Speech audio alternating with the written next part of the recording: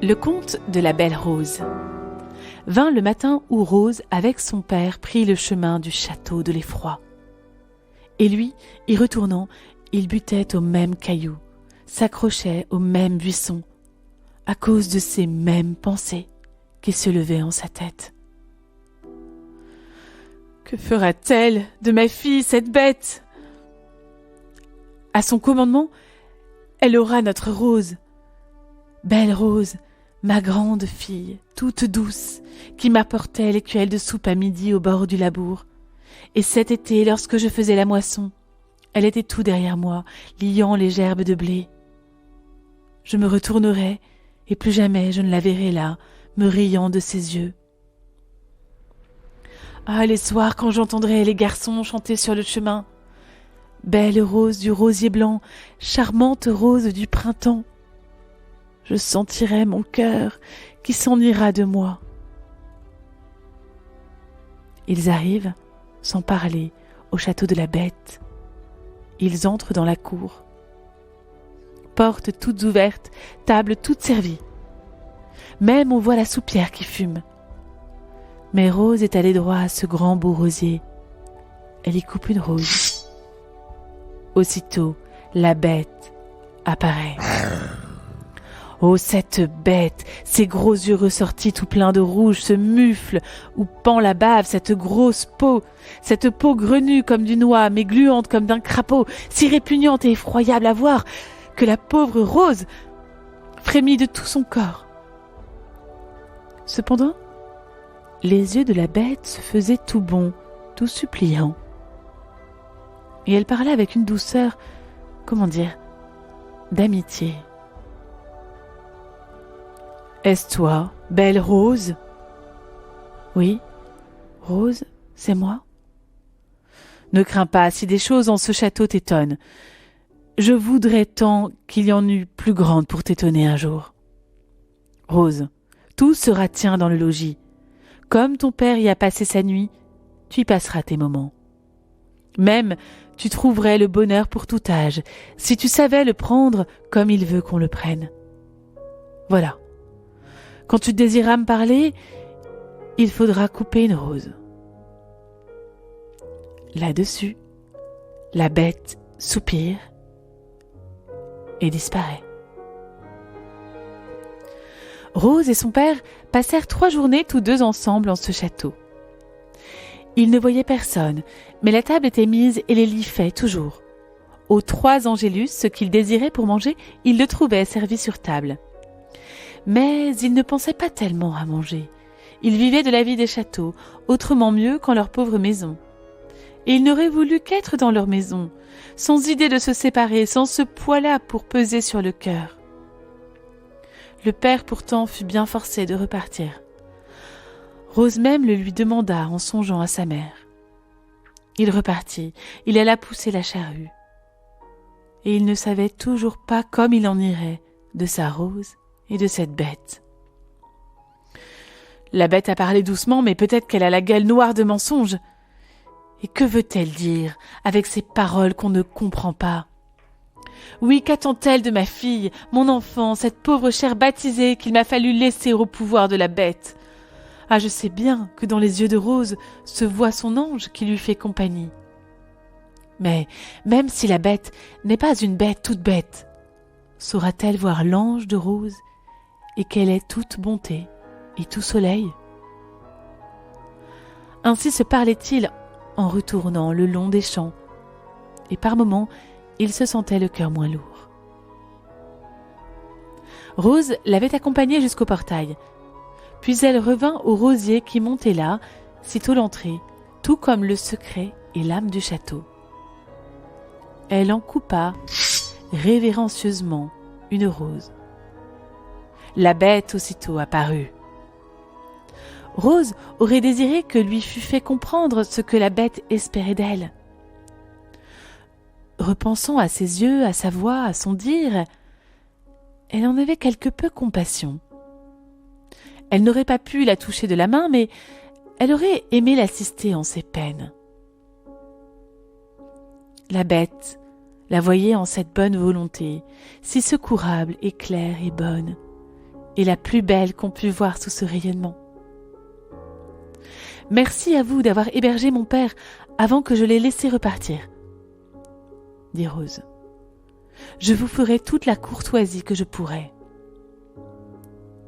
Rose, ce que tu dis, l'as-tu bien dans le cœur? Que tu es bonne de ne pas te fâcher de ma laideur, ô belle Rose. La bête s'était couchée à ses pieds devant le rosier et la regardait doucement, les yeux arrêtés sur les siens. Et elle demeurait là, disant des choses si tendres, si tristes, que Rose se sentait peu à peu attachée à elle. Je sais ce que je suis, que j'ai mérité d'être, bête d'effroi, bête d'horreur, qui doit te faire frissonner plus que l'araignée et le crapaud. Et toi, Rose, ma Rose, tu as pourtant compassion de moi. Si tu pouvais me deviner. Mais pour un mot de plus, je tue toute espérance. La bête la regardait, soupirant, gémissant, et des larmes coulaient de ses yeux. D'autres n'auraient fait que rire d'elle, mais Rose, c'était la sainteté de la bonté.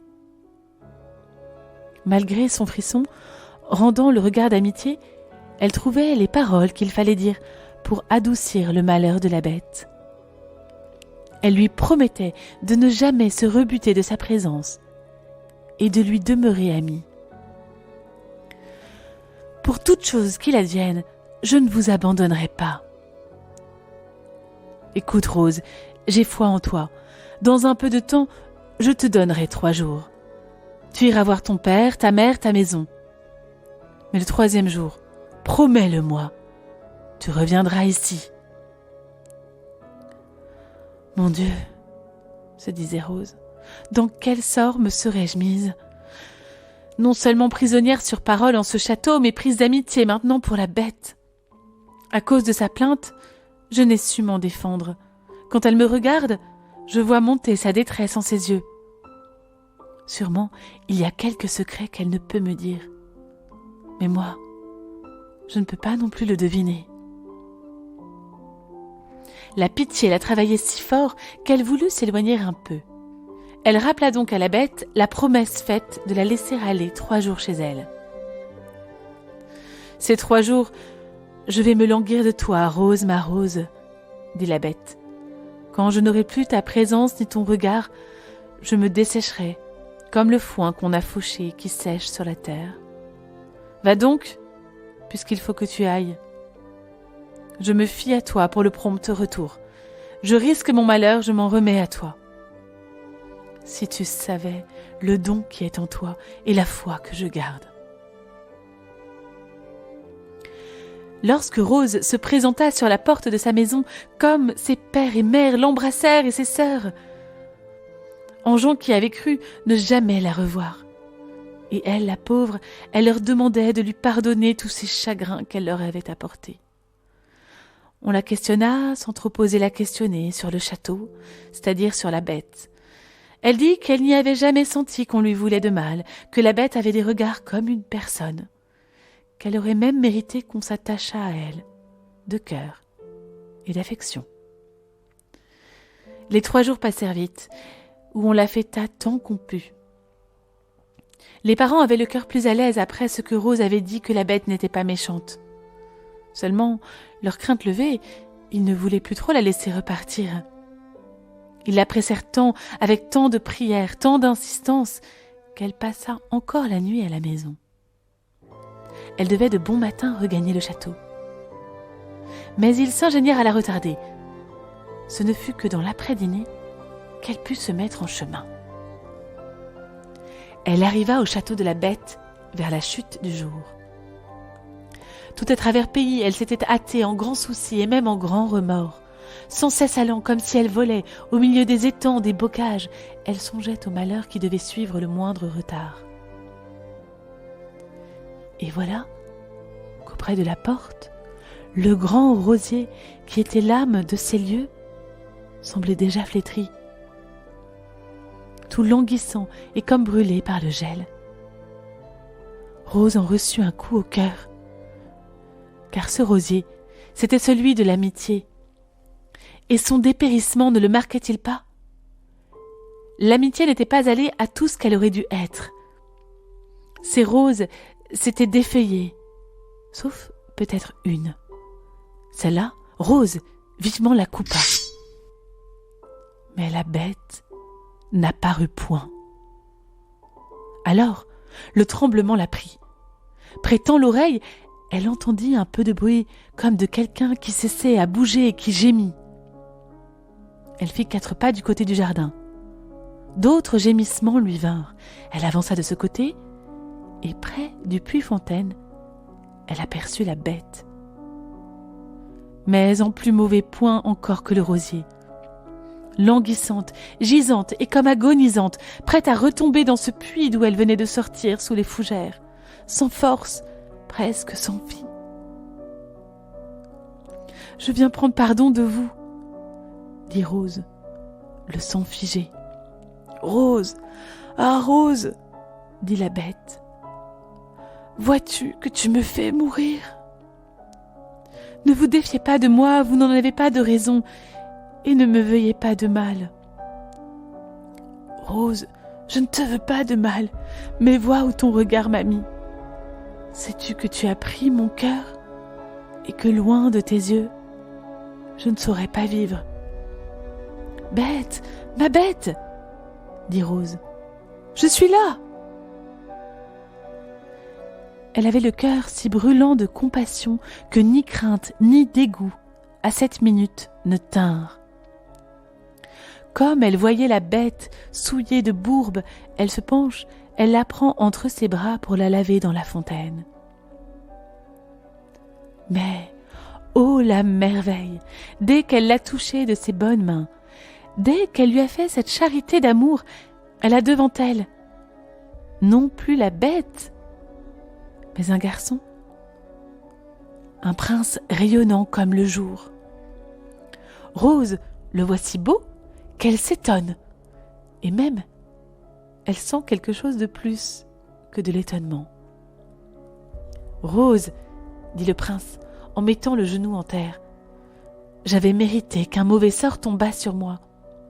Je ne rêvais que fêtes et batailles, à peine si je connaissais la pitié au bon regard. Les mendiants me répugnaient tant avec leurs loques, avec leur pauvreté. Un jour, que je m'étais moqué d'un pauvre homme qui demandait son pain à cette porte, je me suis vue changer en bête.